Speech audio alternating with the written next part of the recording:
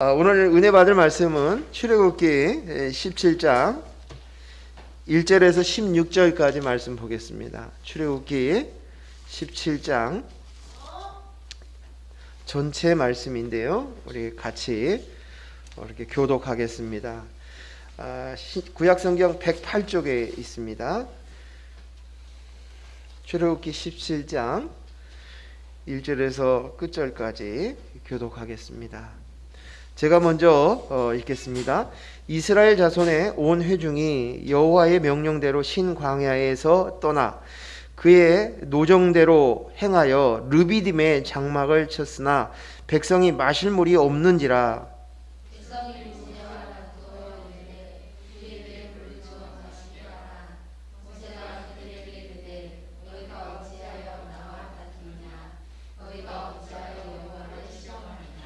거기서 백성이 목이 말라 물을 찾음에 그들이 모세에게 대하여 원망하여 이르되 당신이 어찌하여 우리를 애굽에서 인도해 내어서 우리와 우리 자녀와 우리 가축이 목말라 죽게 하느냐.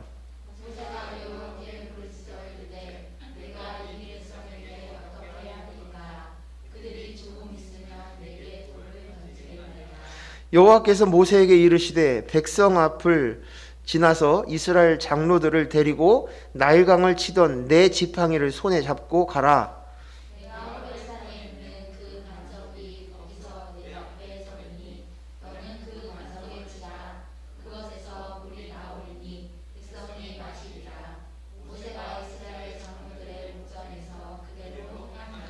그가 그곳 이름을 마사 또는 무리바라 불렀으니 이는 이스라엘 자손이 다투었으며 또는 그들이 여호와를 시험하여 이르기를 여호와께서 우리 중에 계신가 안 계신가 하였음이더라.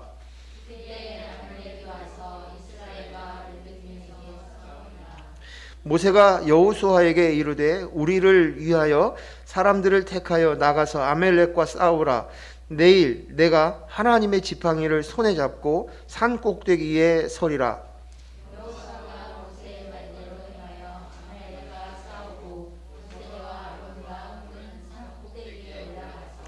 모세가 손을 들면 이스라엘이 이기고 손을 내리면 아말렉이 이기더니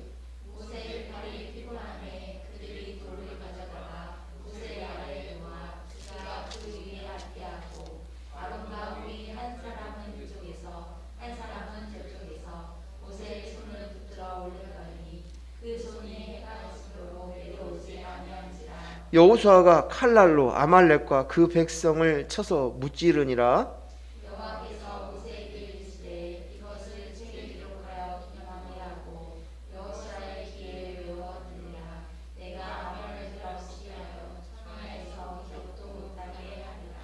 모세가 제단을 쌓고 그 이름을 여호와 니시라 하고 이르되 여호와께서 맹세하시기를 여호와가 아말렉과 더불어 대대로 싸우리라 하셨다 하였더라. 아멘. 할렐루야. 좋은 계절 가운데 평안하셨습니까? 오늘 하나님을 시험하는 사람들이라는 제목을 가지고 말씀을 나누겠습니다. 우리는 인생을 살다 보면 인생에 대해서 의문과 질문이 생겨납니다. 그중 어떤 문제는 꼭 내가 원하는 대로 되어지기를 원하는 마음이 있습니다. 아마 여러분도 동일하게 저와 같은 마음이 있을 것이라고 생각합니다. 하지만 이 문제가 닥칠 때마다 내가 원하는 대로 이루어지기를 바라지만 사실은 그것은 바람일 뿐이고 그저 그것으로 그 문제로 인해서 의문이 남게 되어지고 그 의문은 틈만 나면 또 하나님을 향하여서 질문을 던지게 됩니다. 하나님, 왜 나에게 이런 일이 일어났습니까? 하나님, 왜 이것을 해결해 주시지 않는 것입니까? 어떤 때에는 하나님의 절대 주권과 계획을 의지한다고 하면서도 현실의 문제가 크고 아프고 힘들면 저절로 나도 모르는 사이에 또 하나님 왜요? 라고 말해버리곤 합니다. 전 처음에 그랬던 그런 경험이 가장 인생 가운데서 컸던 것은 우리 그 하나님이 주신 선물인 우리 지호를 주셨고, 그 아이가 장애가 있다는 것을 이제 처음으로 의사 3명이서 검진을 통해 가지고 확증을 받았을 때였습니다. 그때 하나님 왜 우리 가정에, 저희 가정에 왜 그런 질문을 했었습니다. 그리고 또 그러다가도 어느 날 갑자기 하나님께서 우리 아이를 회복시켜 주시지 않으실까라는 생각이 들어왔습니다. 그리고 어느 날인가는 꿈속에서 우리 아이가 너무 말을 잘 조잘거리면서 말을 하는 그런 모습을 꿈꾸었던 때가 있습니다. 그러면 그 꿈을 꾸고 나면 굉장히 기분이 좋고 또 그 이야기를 집사람하고 같이 나누었습니다. 이런 꿈을 한 번 꾼 건 아니고 몇 번에 걸쳐서 꾸었습니다. 그러면서 제 마음속에 하나님이 우리 아이를 고쳐주실 거야 라는 생각을 했습니다. 하나님이 언제인지는 모르지만 우리 아이의 지능이 회복될 거야, 이런 꿈을 가졌습니다. 하지만 현실에는 그런 변화가 있지 않습니다.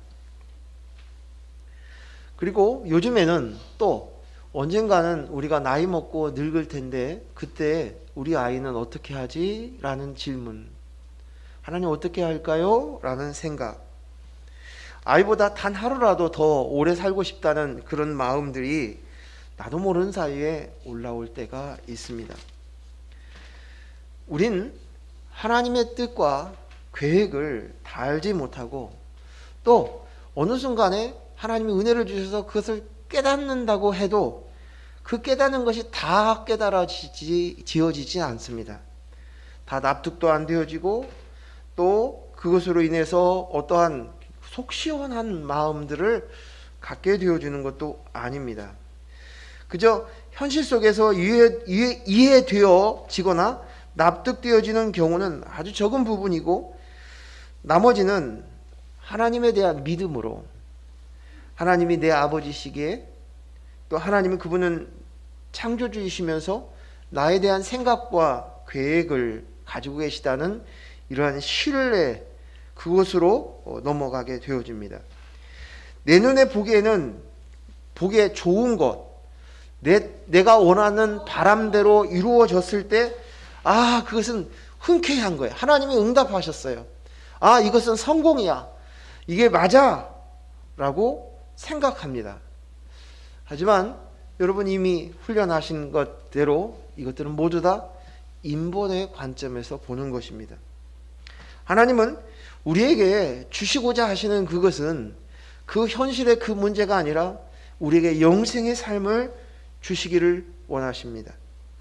우리를 사랑하시고 구원하시고 또 하나님이 나의 아버지 있으시지 답답하게 느끼던 그 내 자녀를 바라보면서도 그 자녀의 아버지는 우리 하나님이시라는 것들을 고백하지 않을 수 없습니다. 이것을 우리는 믿습니다. 우리의 인생의 문제 앞에서 우리는 이런 일들을 닥치는 순간들이 지금까지는 잘 지내왔다고 생각할런지 모르지만 남은 인생의 여정 가운데서도 동일하게 이런 질문을 다시 하게 되고 하나님을 향하여서 의문을 가질 수도 있습니다. 오늘 성경에 보니까 하나님을 향하여 시험했다, 하나님과 다투었다는 말이 있습니다. 어떻게 하나님을 시험합니까? 피조물이. 말도 안 되는 얘기입니다. 그런데 사실은 우리는 인생을 살아가면서 이렇게 하고 있습니다. 그저 하나님께서 응답하셨는데도 불구하고 어떤 때는 100% 하나님 그래요 고개를 끄덕끄덕 동감을 하지만 어떤 때는 끝내 납득하지 못하고 납득하지 못하면서도 하나님이시니까 그리고 고개를 끄덕거리면서 지나갈 때가 있습니다. 오늘 본문 출애굽기 17장에 그런 사건이 벌어졌습니다. 오늘 이 장면을 두 사건이 기록이 되어 있습니다. 그런데 장소는 한 곳입니다. 르비딤에서 이스라엘 백성들이 물이 떨어져서 목마릅니다. 특히 짐승들은 물이 없으면 죽습니다. 우리가 동물의 왕국에서 보면 그 늪에 물이 있는데 악어떼들이 득실득실합니다. 그런데도 불구하고 동물들이, 초식 동물들이 그곳에 와서 물을 먹습니다. 물을 먹지 않으면 죽기 때문에 그 무서운 악어떼가 있는데도 불구하고 물을 먹어야만 사는 것이, 물이 떨어져서 하나님 앞에 하소연하였습니다. 근데 오늘 성경의 표현에는 그들이 원망했다, 그렇게로 끝나는 게 아니라 다투었다, 시험했다 라고 기록되어 있습니다. 그리고 그 이어서 그 사건이 있고 난 이후에 바로 아말렉과의 전투가 기록되어 있습니다. 이 장면을 보면서 어떻게 인간에 있어서, 인생에 있어서 이렇게 연거푸 한 장소에서 어려움을 당했구나, 힘든 일을 당했구나, 힘들었겠다라고 생각이 되어지는데, 놀랍게도 오늘 성경을 바라보면서 통찰력 있게 그 내용을 보니까 첫 번째 그 르비딤에서 목말라 있었던 그 사건을 통해서 두 번째에 아말렉의 전투의 이 사건과 같이 하나님께서 인생의 질문에 대한 해답을 주시고 계시는 거예요. 그래서 오늘 본문이 길지만 두 사건을 같이 읽었어요. 즉 다시 말해서 그들이 목말라 있고 하나님을 향해서 시험하고 다투는 그들의 심령을 알고 있기에 그 시험 앞에서 하나님께서 대답해 주시는 것입니다. 이스라엘 백성들은 하나님의 명령에 따라서 신광야에서 떠나 르비딤에 도착합니다. 그리고 그곳에 장막을 쳤습니다. 여러분 알다시피 그 앞전에서는 무슨 일이 있었냐면 배고파서 하소연하자 만나를 주시는 장면이 기록되어 있습니다. 그게 신광야에서 있었던 사건이고, 그리고 이제 르비딤에 옵니다. 그리고 르비딤에서 그 다음은 어디냐? 시내산으로 가는 거예요. 호렙산 시내산으로 옮기는 것입니다. 그러니까 오늘 이 여정 가운데 르비딤에서 마실 물이 떨어졌습니다. 모세를 향해서 그들이 원망을 쏟아냈습니다. 그런데 오늘 이 장면을 이미 제가 말씀드렸지만, 너희가 어찌하여 나와 다투느냐, 너희가 어찌하여 여호와를 시험하느냐, 이렇게 기록되어 있어요. 여러분 광야의 삶 속에서 쭉 그들은 계속 하나님 앞에 원망합니다. 또다시 하나님 앞에 원망하고 불만을 쏟아내는 장면들이 나오는데, 오늘 르비딤의 이 장면에서는 유독 너희가 어찌하여 나와 다투느냐, 너희가 어찌 여호와를 시험하느냐 그런 거예요. 우리가 생각할 때 어떻게 하나님과 다툽니까? 우리가 급이 맞아야죠. 어떻게 우리가 하나님을 시험합니까? 하나님이 우리를 시험하면 시험하지. 그런데 오늘 내가 주인이라고 생각되는 인본을 가지고 있는 인생은 하나님과 동등되게 생각하는 거예요. 그래서 하나님과 다퉈요. 제가 이렇게 좀 생각을 해보니까 저희 어렸을 때 제 동생 3살 터올라는 동생하고 잘 다투었어요. 그때 뭐냐, 3살인데 이 녀석이 형한테 달라들어? 형 말을 안 들어? 못 견디는 거예요. 다투는 거예요. 다투는 거예요. 근데 지금은 이제 나이 먹으니까 너무 이제 달리 보여지고 또 귀해 보이고 사랑스러워 보이고 그렇습니다.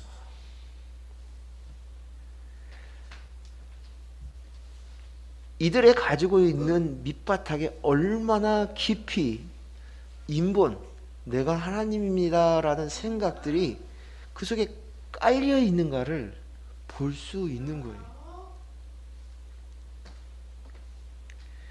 그래서 오늘 성경은 그 지역을 르비딤이 마사 또는 무리바라고 불렀다라고 얘기해요. 마사는 시험이라는 뜻이고요, 무리바는 다툼이라는 의미입니다. 그러니까 이 르비딤이 마사라고 부르고 무리바라고 불려서 그들이 하나님을 시험했어요. 근데 하나님을 시험했다는 말은 여기에 다투었다. 그게 모세와 다투었다라고 얘기하는데, 모세는 누가 세웠습니까? 하나님을 대리를 하는 사람이. 즉 다시 말해서 모세와 다투었다고 표현되었지만 하나님과 다투었다는 말과 같은 말입니다. 이스라엘 백성은 하나님이 인도하심 따라서 르비딤까지 왔지만 물이 없어 이제 자기의 자식들이 죽어가고 가축들이 목말라 죽어가는 그 모습 앞에서 하나님 도대체 우리와 같이 있습니까? 정말 우리를 인도하시는 하나님이 진짜입니까? 하나님이 우리를 사랑한다고 하시는데 정말 사랑하십니까? 이런 질문들을 마구 쏟아내는 거예요. 그리고 그 마음속에는 정말 하나님을 시험하는 것입니다. 하나님이 우리와 함께 하심을 증명받고자 하는 것이, 우리의 인생의 문제와 질문이 올 때 우리는 인본의 생각으로부터 발로 되었기 때문에 똑같이 하나님을 시험하는 마음이 올라옵니다.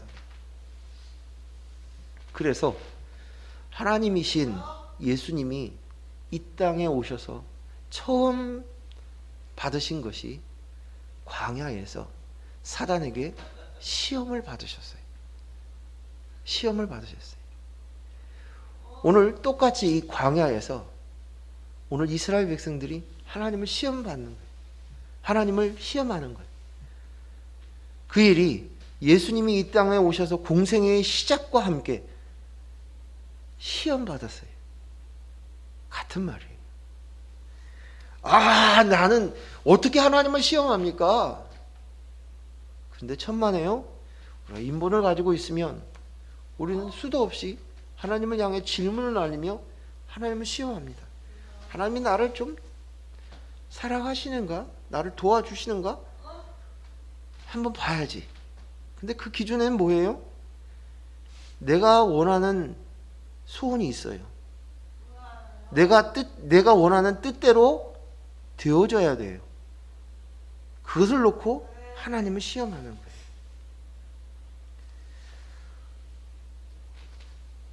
이건 있을 수 없는 일이죠. 그런데도 불구하고 우리의 현실은 이런 일을 반복하며 삽니다.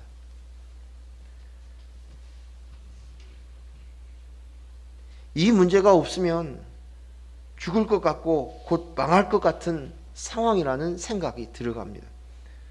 그러면 다급함과 이 간절함, 어떻게든 해결하고 싶은 마음 속에서 왜 하나님은 이 문제를 주셨나요? 이 문제를 꼭 해결해 주세요. 하나님이 계시면, 하나님이 사랑의 하나님이시라면 이 문제를 해결해 주세요 라고 질문합니다. 그런데 이 질문은 또다시 하나님에 대한 존재 자체에 대한 시험을 그 속에 숨겨주고 있다는 것입니다. 오늘 우리가 인생을 살다 보면 정말 숨이 탁탁 막히는 문제가 있을 수 있습니다. 하나님, 이것은 꼭 해결해 주셨으면 좋겠어요. 이것을 해결해 주시지 않으면 내가 숨을 쉴 수가 없어요. 그런 문제, 목에 가시가 걸린 것처럼 걸려있는 그런 문제들이 우리는 겪습니다. 겪으면 또다시 연약한 우리들은 이런 질문들을 내려놓습니다. 그 문제, 그 사건에 몰입되면 우리는 숨을 쉴 수가 없어요. 그 문제가 다인 것처럼. 돈이 없어요? 가난해요? 그것 때문에 내가 불행한 것 같아요. 내 인생이 망하는 것 같아요.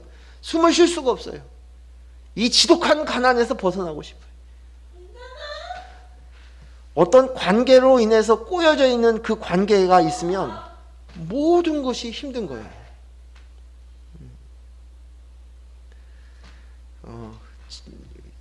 지난번에 이제 저희 아버지하고도 그런 얘기를 한 적이 있는데, 어느 목사님이 큰 교회를 목회하고 사회적으로 명성이 있고 알려져 있고 다 훌륭해요. 근데 하나 있는 자녀하고 관계가 꼬이니까 숨을 못 쉬겠다는 거예요. 내 인생은 실패했다는 생각을 갖는 거죠. 왜 하나님이 이런 문제와 이런 상황 속에 있을까요?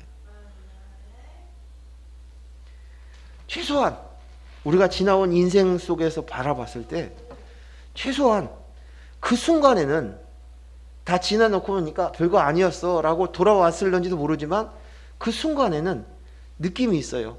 그 문제 때문에 그 상황 속에서 답답함, 고구마를 몇 개 먹은 것 같은 그 답답함, 그 괴롭고 힘들었던 그런 순간 찰나들이 있었던 것 같아요. 그런데 오늘 이러한 질문 앞에서 하나님을 시험하는 우리 인생을 향해서 오늘 하나님께서 문제에 대한 대답을 해주십니다. 하나님 앞에서 그들의 목마름의 갈증 앞에서 호렙산에 있는 반석 앞으로 이끕니다. 그러면서 오늘 성경에서 강조한 것이 모세가 든 지팡이를 설명하고 있어요. 반석 위로 가라. 근데 뭐라고 하냐면 나일강을 치던 그 지팡이를 가지고 있지? 그거 가지고 와. 그 5절에 그렇게 나와 있고 또 9절에는 또 뭐라고 얘기하고 있어요? 모세가 여호수아에게 이르면서 이렇게 얘기합니다. 우리를 위하여 사람을 택하여 나아가서 아말렉과 싸우라. 내일 내가 하나님의 지팡이를 손에 잡고 산꼭대기에 서리라 라고 얘기합니다. 하나님 주신 지팡이, 그리고 나일강에 가지고 있었던 그 네 지팡이를 들으라고 얘기합니다. 모세에게는 이 지팡이, 하나님께서 얘기했을 때는 나일강에 폈던 그 지팡이 들고 가, 모세가 여호수아한테 말을 할 때는 하나님의 지팡이를 내가 들고 가겠다, 산꼭대기에 올라가겠다고 이야기하고 있습니다. 여러분, 이 지팡이는 뭘 상징하는 거 아시죠? 제가 지난번에 설교하면서 설명을 대체적으로 구체적으로 설명을 해드렸던 것 같습니다. 이 지팡이는 예수님의 십자가입니다. 예수님입니다. 이 지팡이는 바로 앞에서 던졌을 때 그 지팡이가 뱀이 되었어요. 그래서 다시 뱀의 꼬리를 잡자 다시 막대기가 되었습니다. 이 지팡이는 노뱀이 뱀이 되었던 뱀에 물려서 하나님을 원망을 쏟아냈던 이스라엘 백성들을 향해서 하나님께서 불뱀을 주어서 그들이 다 열병으로 죽어가고 있을 때 하나님께서 그 막대기 위에 노뱀을 달아놓으셨어요. 그리고 그 노뱀을 보는 자마다 다 살려주셨어요. 생명을 주셨습니다. 자, 그 노뱀이 무엇입니까? 노뱀이 누구예요? 사람이 되신 예수님이에요. 사람이 되신 예수님. 막대기에 매달린 건 십자가예요. 십자가에 매달리는 것을 막대기에 매달린다고 성경은 표현하는 것이. 하나님이신 그분이 종의 형체가 되어서 사람이 되어서 그 사단의 노예가 되어 사단의 말을 믿고 따르는, 사단을 아비로 두고 있는 인간의 모습이 되어서 저 십자가에 매달리신 거예요.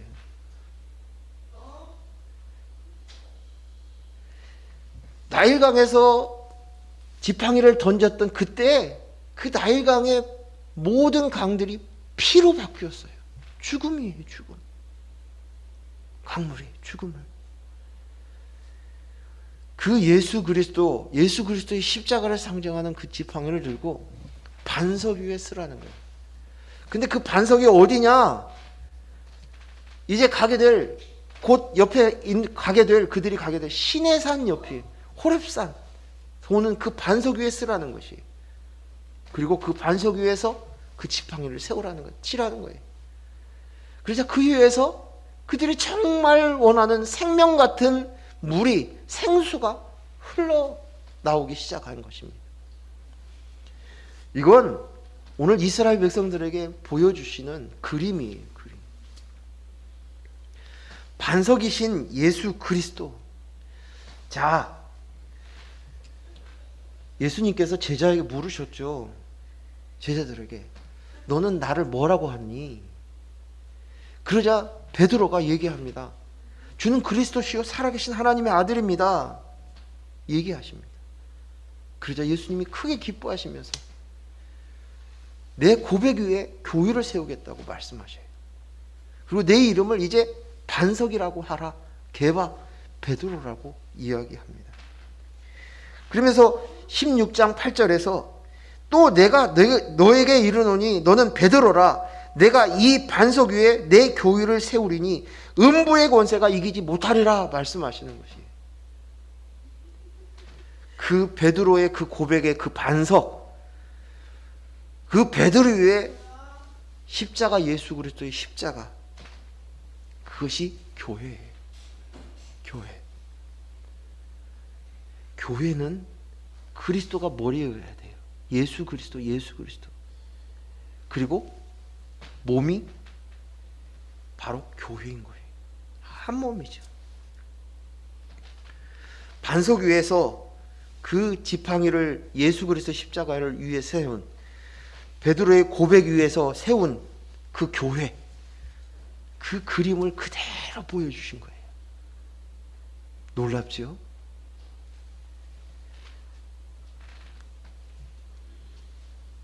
머리이신 그리스도와 몸된 교회의 모습을 상징적으로 보여주셨어요. 그리고 난 다음에 이어서 하나님께서는 르비딤 그 장소에서 아말렉과의 전투가 벌어집니다.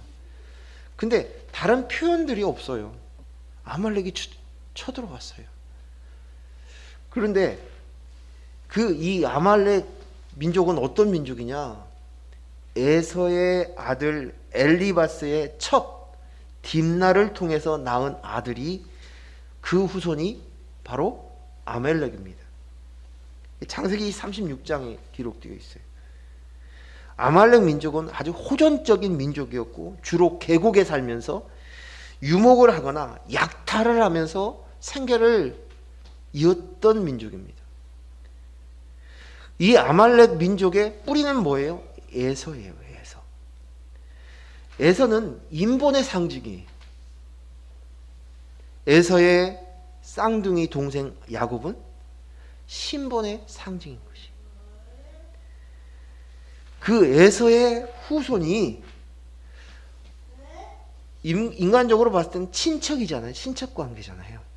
이스라엘 후손, 에서의 후손, 한 쌍태에서 나온 관계잖아요. 그런데 인본을 대표하는 아말렉이 공격해온 거예요. 인본으로 이 세상을 점령하고 이 세상의 임금 되기를 꿈꾸는 자들이 오늘 하나님의 백성 신본인 이스라엘 백성들을 공격해 왔습니다. 다른 민족이 공격하면 괜찮을 텐데 그들에게는 아말렉 민족이 공격해 왔을 때 더 뼈 아팠을 거예요. 과거 야곱이 이제 라반의 집에서 20년의 세월을 지내고 돌아왔을 때, 그때 약북강 강가 앞에서 누구를 맞이합니까? 에서를 맞이합니다. 근데 에서가 어떻게 왔어요?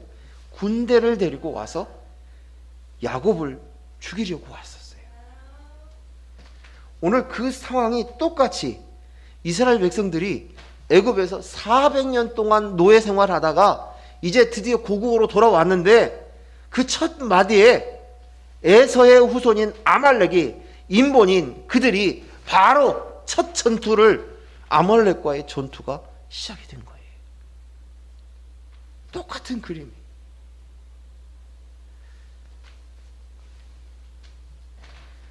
오늘 우리는 한 어머니의 밑에서 똑같은 쌍태로, 쌍둥이로 태어나는데 하나는 인본이요, 하나는 신본이요. 그리고 그 태중에서부터 싸웁니다. 전쟁을 치릅니다. 그리고 태어나서 그리고 하나님의 백성과 인본과 이 세상 임금을 섬기는 인본과의 그 전투가 오늘 우리의 인생이라는 것을 가르쳐 주는 거예요.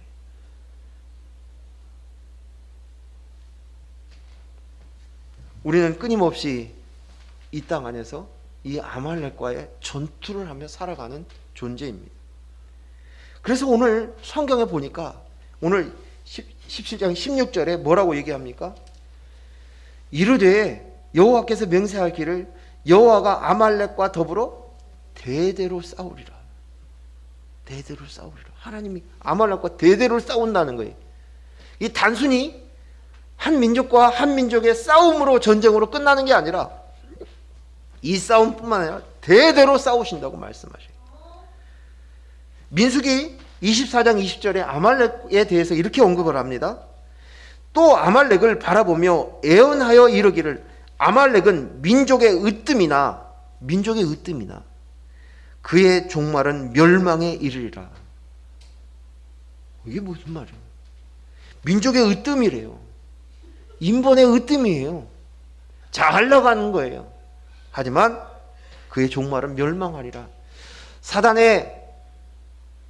사단을 섬기는 인본, 내가 나야, 내가 하나님이야 하는 이 생각을 가지고 있고 이 땅 안에서 나를 증명하고 이 땅에서 하나님의 자기의 나라를 왕성하게 만들고자 하는 이 인본의 거두인 아말렉의 결국은 이제 멸망하리라. 오늘 여호와 니시 하나님께서 그들로부터 전쟁에 크게 승리하실 것을 이야기합니다. 제가 성경을 찾아보았어요. 그랬더니 아말렉과의 전투가 여러 번 나와 있어요. 그 이후에 사사기 3장에 보면 에우사사와 모압과 암몬과 함께 이스라엘을 공격하는 아말렉 군대를 볼 수 있습니다. 그 전투가 있었어요. 또 사사기 6장에도 기드온 사사 시대에 미디안과 연합해서 또 이스라엘을 공격하고 힘들게 합니다. 전투가 있습니다.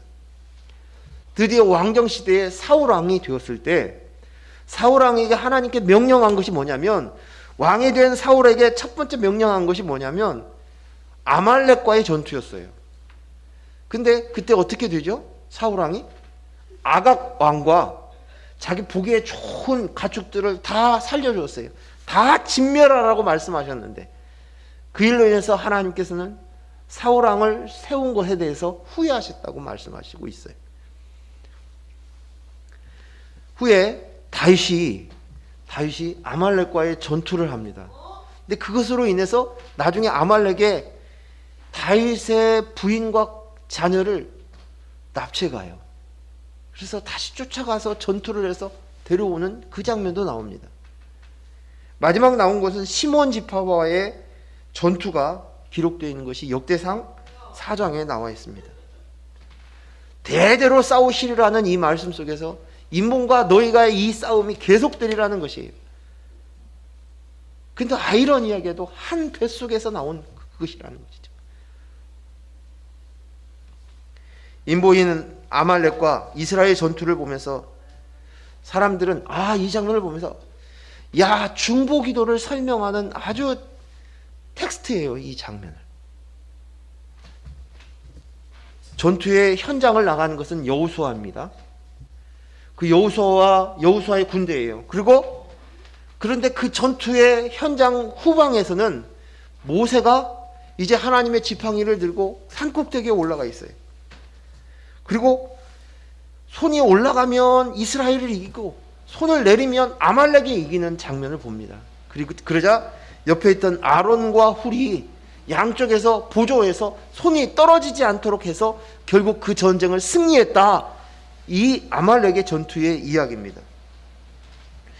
여기에는 여호수아가 싸움을 잘했다, 용맹했더라, 이스라엘 백성들이 아주 전략이 좋았더라 이런 내용은 다 안 되고 전쟁터에 나갔다 그 얘기만 나와 있고 주로 이야기하는 것은 모세의 손이 올라가면 이기고 내려오면 안 내려더라. 그래서 옆에 있던 아론과 훌이 모세를 돌 의자 위에 앉히고 양쪽에서 손을 떨어지지 않도록 붙들어서 결국 전쟁에 승리했다는 이야기를 기록되어 있습니다. 그러면서 이건 하나님 앞에 이제 중보기도를 이렇게 해야 된다.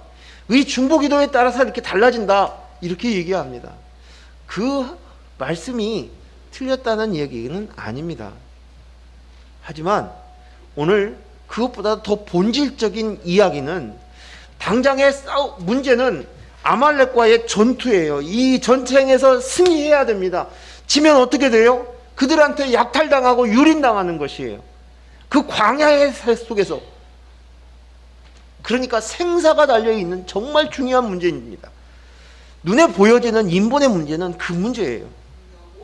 한데 오늘 하나님께서 보여주시고자 하는 것은 그 문제를 통해서 모세의 손이 올라가느냐 내려가느냐, 이 장면들을 통해서 너희가 진짜 싸워야 될 일이 무엇인가, 너희가 마음속에 두어야 될 것이, 너희가 진짜 싸워야 할 전쟁이 무엇인가를 가르쳐주고 있는 거예요. 손을 든다는 이 장면은 성경에 보면 여러 가지 이유가 있습니다. 하나님을 찬양할 때도 손을 들고 찬양합니다. 하나님께 기도할 때도 손을 들고 기도하는 장면이 나옵니다. 전심으로 하나님을 바라보면서 그렇습니다. 또 이 손을 든다는 이것은 하나님을 향해서 내가 항복합니다. 내가 내 힘으로, 내가 주인 되어서, 내가 왕이 되어서 사는 그거 항복합니다. 온전히 내 주인 되어주시고 하나님께서 그 일을 행하십시오. 그 고백이에요.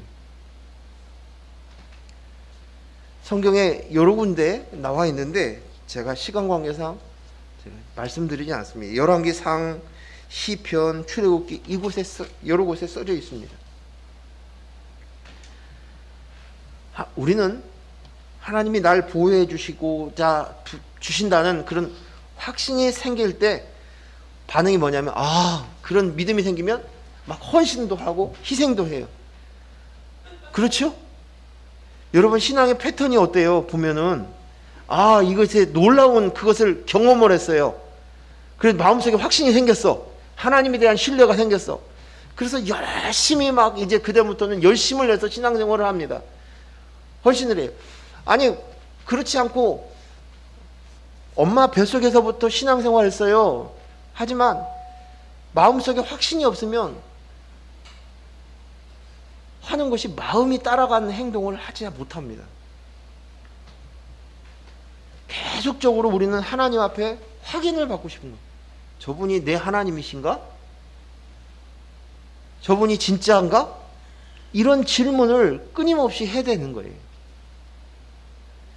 그런데 이 질문은 이 문제나 이 사건, 어려움, 고난, 고통을 통해서 하나님께서는 계속적으로 그것을 통해서 정말 너가 알고 봐야 될 것은 이거야.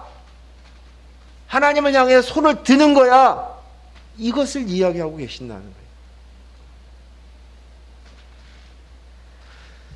그때의 이 아말렉과의 전투는 그들이 이스라엘 백성들의 상황 속에서 보면 아말렉 군대들은 아주 약탈을 업으로 살고 있는 해적과 같은 민족이에요. 싸움을 얼마나 잘하겠습니까? 골짜기에 살고 있으면서 공격을 해오니까. 근데 이스라엘 백성들은 어때요? 노약자들이 있어요.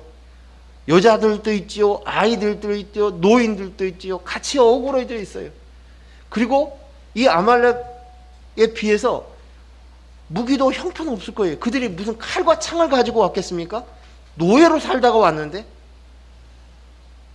그러니까 그들이 가지고 있는 막대기며, 당시 그 당시는 청동기 시대니까 청동기 무기 몇 가지 가지고서 서 있을 거예요. 참 보잘것없는 상황 속에서, 이 문제 속에서, 이 허술한 상황 속에서, 자신들의 상황 속에서 살려달라고. 그런데 하나님께서는 우리를 향해서 주시는 것은 그게 아니라 하나님을 향하여 손을 들려고, 하나님을 향하여 손을 들려고. 그 문제의 결국의 종국은 그 전쟁의 승리가 아니라 그 승리만 바라보고 있는 그들의 눈을 떠서 봐. 하나님 앞에 그 전쟁이 아니라, 그 문제가 아니라 하나님을 향하여 손을 드는 거야.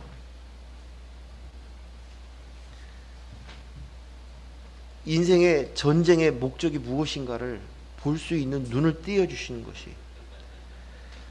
사랑하는 귀한 성도 여러분, 오늘 우리의 가지고 있는 인생을 바라보면서 내 아이에게 이런 일이 있어요.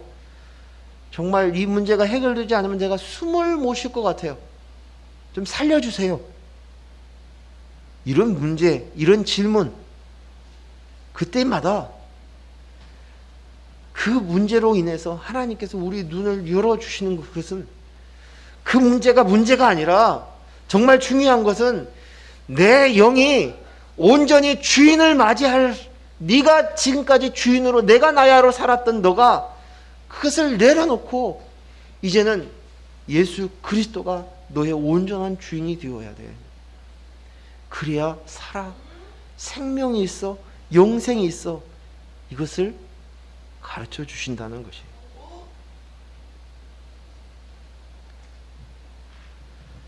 그러면 관점이 달라지는 거예요. 우리 아이가 말을 못해요. 지능이 떨어져요. 그것이 문제가 아니라 그 속에 예수 그리스도의 영이 있고 하나님의 자녀라는 생각을 가졌을 때 순간 그 문제가 더 이상 그 문제가 아니더라는 거예요.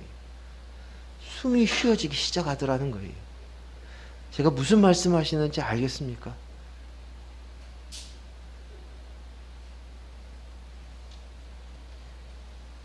그 문제를 가지고 우리는 그 문제를 가지고 붙들고 계속 몸부림치는 것 같지만 그게 진짜 너의 문제가 아니야.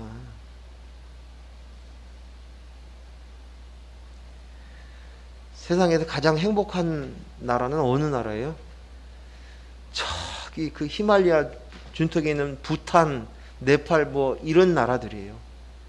그들은 행복해요. 없어도, 가진 것이 없어도, 강하지 않아도 너무 행복해요. 인본으로 내 인생을 설계해 나가는 순간 우리는 그것들이 내 인생을 좀먹고 있다는 사실들을 몰라요.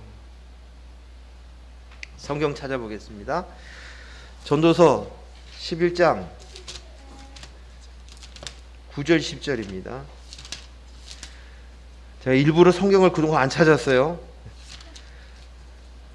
설교가 길다고 얘기해서 줄이려고, 시간을 줄이려고 제가 얘기를 안 했어요. 몇 군데만 찾아보고 마치겠습니다. 전도서 11장 9절 10절 같이 읽습니다. 9절 10절 전도서 11장 9절 10절 같이 한 목소리로 읽겠습니다. 시작. 청년이여 내 어릴 때를 즐거워하며 내 청년의 날들을 마음에 기뻐하여 마음에 원하는 길들과 내 눈에 보이는 대로 행하라.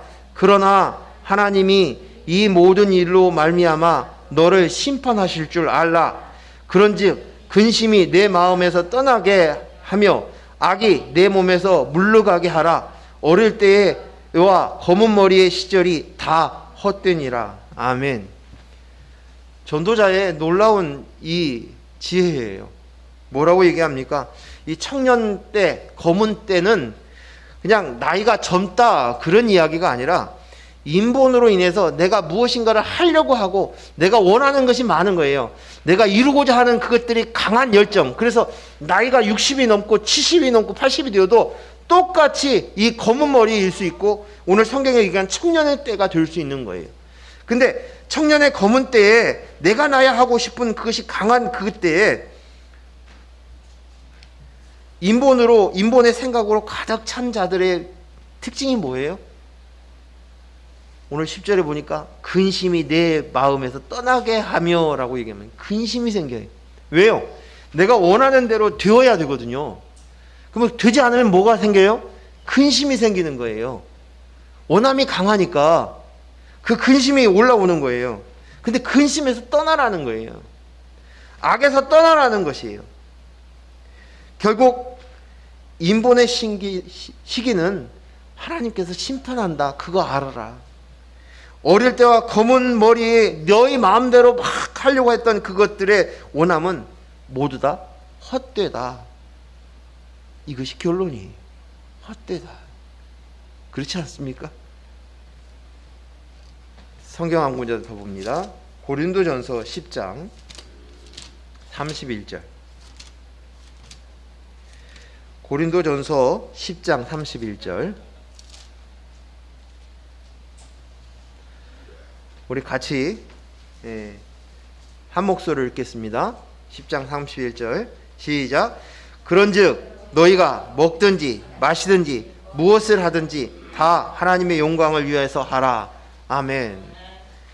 이 하나님의 영광을 위해서 하라는 거예요. 인생의 목적이 모든 활동, 먹든지 마시든지 무엇을 하든 모든 것이 하나님의 영광을 위해서 하라.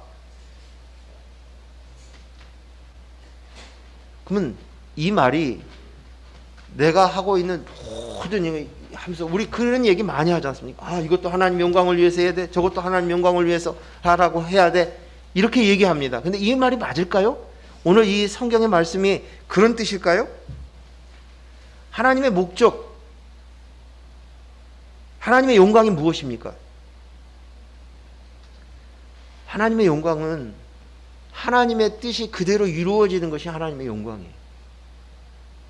우리를 통해서 하나님의 뜻이 그대로 이루어지는 것이.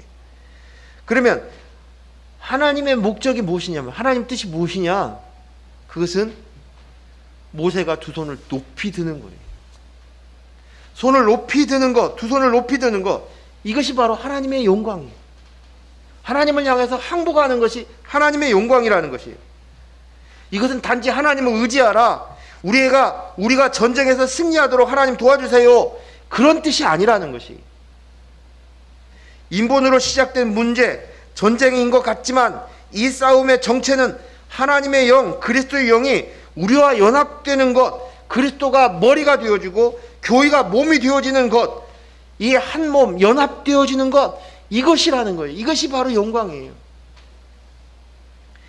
그리스도의 영이 내 영의 주인 되셔서 한 영 한 몸으로 연합되는 것, 이것이 하나님의 영광이에요. 먹든지 마시든지 무엇을 하든지 하나님께 영광을 내가 무엇을 하든지 하나님께 영광을 돌리리라, 그것이 아니라는 거예요. 내가 먹든지 무엇을 하든지 마시든지 무엇을 하든지 내가 하나님 영광을 위해서 하리라, 그런 표현이 아니라 모든 일, 모든 상황 속에서 그리스도의 영이 내 속에 주인 되게 하라는 말이에요. 이게 하나님께 영광이에요. 이것을 인본으로 해석하면 계속 끝까지 내가 하나님께 영광 돌리려고 해요. 내가 하나님의 일을 잘해서 영광 돌리려고 해요. 내가 헌신을 많이 해서 하나님께 영광 돌리려고 한다는 것이에요. 내가 주인의 자리에서 내려와서 그리스도의 영이 온전히 주인이 되는 거예요. 교회, 두 손을 드는 것이 바로 교회예요. 온전한 몸, 교회가 되라는 거예요. 모세가 두 손을 올리듯이 하나님을 향하여서 두 손을 높이 들라는 거예요. 이게 하나님의 영광이에요. 이스라엘 백성들의 전투를 통해서 정말 우리가 해야 할 전쟁은 하나님께 두 손을 드리는 것, 그것이 드는 것, 그것입니다. 이것이 하나님이 하나님 되시고 그리고 우리가 그분의 백성, 종이 되는 것이에요. 이것이 곧 하나님을 찬양하는 거예요. 입술로 찬양하는 그 찬양이 아니라 바로 이러한 고백이 온전히 되어졌을 때, 두 손을 높이 들었을 때, 이것이 찬양이고 경배입니다. 물론 이것이 뜻대로 바로 되어지는 것은 아닙니다. 그래서 광야의 세월 동안에 끊임없이 하나님께서는 우리를 향해서 많은 일과 사건과 문제와 어려움을 당하게 하십니다. 그때마다 한 뼘씩 점점 더 인식하면서 형식적인 두 손이 아니라 우리의 전심이 하나씩 하나님을 향하여 항복하는 손을 올리게 되어질 때, 그리스도의 영이 바로 나입니다, 이 고백이 온전히 되어졌을 때, 그때 우리는 진정한 승리, 여호와 니시가 고백되어질 줄로 믿습니다. 우리 마지막으로 한 절만 찾고 말씀을 마치겠습니다. 빌립보서 1장 16절 1장 6절 같이 읽겠습니다. 빌립보서 1장 6절 같이 읽습니다. 시작. 너희 안에서 착한 일을 시작하신 이가 그리스도 예수의 날까지 이루실 줄을 우리는 확신하노라. 아멘. 착한 일을 시작하신 분이 누구입니까? 하나님 아버지이십니다. 착한 일은 좋은 일입니다. 선한 일입니다. 이것은 성경에서 하나님의 뜻이 그대로 이루어졌을 때 보기에 좋았더라 선함입니다. 이것이 착한 일입니다.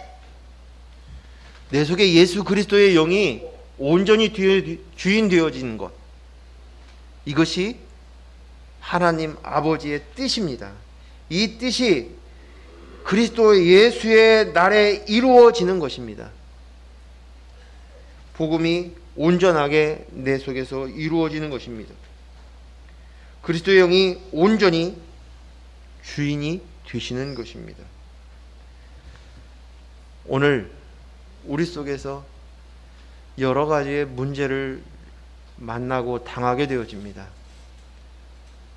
오늘 성경을 통해서 하나님께서 대답해 주십니다. 그 문제를 통해서 정말 너희 안에 있어야 될 것은 하나님을 향해서 두 손을 들어 항복하는 것입니다. 새로운 관점이 열려집니다. 새로운 시야가 열려집니다. 이것이 영안이 열려지는 것입니다. 오늘 저 여러분이 지금 당장은 쉽지 않다 할지라도 때에 따라 속을 끓이고 있는 자녀나 배우자나 어떤 문제나 사건들을 통해서 이 관점으로 바뀌어지는 순간 오늘 그 문제는 내 영을 열어주는 좋은 통로가 되어줄 줄로 믿습니다. 기도합니다.